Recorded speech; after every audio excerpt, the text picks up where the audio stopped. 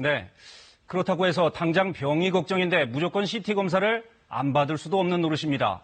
CT 검사 어떻게 받는 게 좋을까요? 박광식 기자와 함께 조금 더 알아보겠습니다. 자, 박 기자. 이 연구 결과를 보면 CT 검사와 암 발생이 인과관계가 있다는 게 확인됐다는 거죠? 네, 그렇습니다. 이 소아청소년은 암 발생 자체가 사실 매우 드뭅니다. 네. 그래서 어떤 요인에 의한 발생의 차이를 확인하기가 쉽지 않은 건데 빅데이터 연구로 확인한 겁니다. 네. 소아청소년 1,200만 명의 자료를 토대로 한 역대급 빅데이터 연구인데요. 또 이것뿐만 아니라 또 이 CT 검사가 미치는 암 발생을 아시아인에게서 처음 확인한 연구이기도 합니다. 네. 그러면 소아청소년에게 더 위험할 수 있다는 건데 성인은 어떻습니까? 네, 먼저 분명히 해야 할 거는 CT를 한 번 찍었다고 반드시 암에 걸린다는 이야기가 아니라 네. 확률이 커진다는 겁니다. 그래서 이 CT 검사는 젊을 때 찍을수록 암 발생 위험이 더 올라가는 것으로 알려져 있습니다. 그래서 이건 어른도 예외가 아니라는 것이죠. 어른도 예외가 아니다.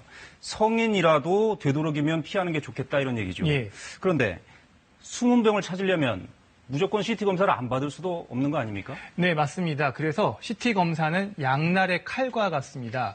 CT는 이 고용량의 방사선 투과성을 이용해서요. 그 일반 엑스레이나 초음파보다 훨씬 더 정확한 영상을 보여줍니다.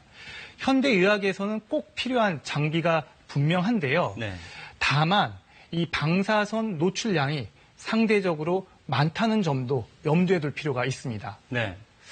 요즘에 주변에서 보면 CT 검사를 받는 경우가 굉장히 많은 것 같습니다. 점점 늘어나는 건가요?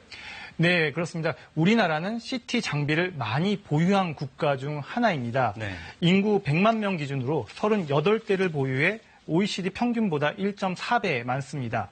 한 해 CT 검사 건수만 봐도 인구 1000명당 205건, 10명 중 2명꼴입니다.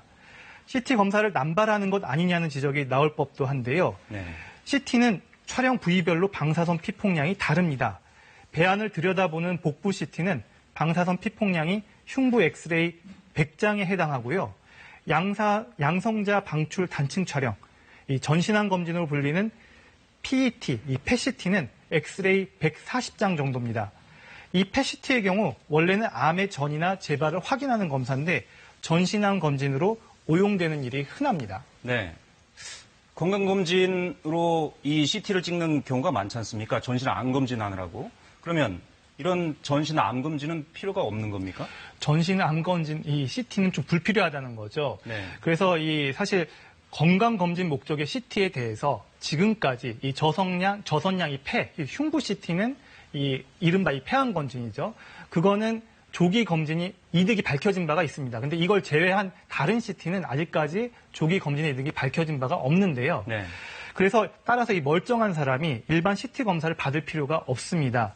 질환이 의심돼 CT를 해야 하는 경우에는 검사를 주저하지 말아야 하지만 초음파나 MRI 검사로 대체할 수 없는지 알아보고 선택하는 것도 필요합니다. 네. 제도적으로도 이 불필요한 CT 검사를 줄이도록 검사 기준이나 개인별 CT 검사 횟수 등을 관리할 필요가 또 있습니다. 네. 알겠습니다. 잘 들었습니다. 박광식 의학 전문 기자였습니다.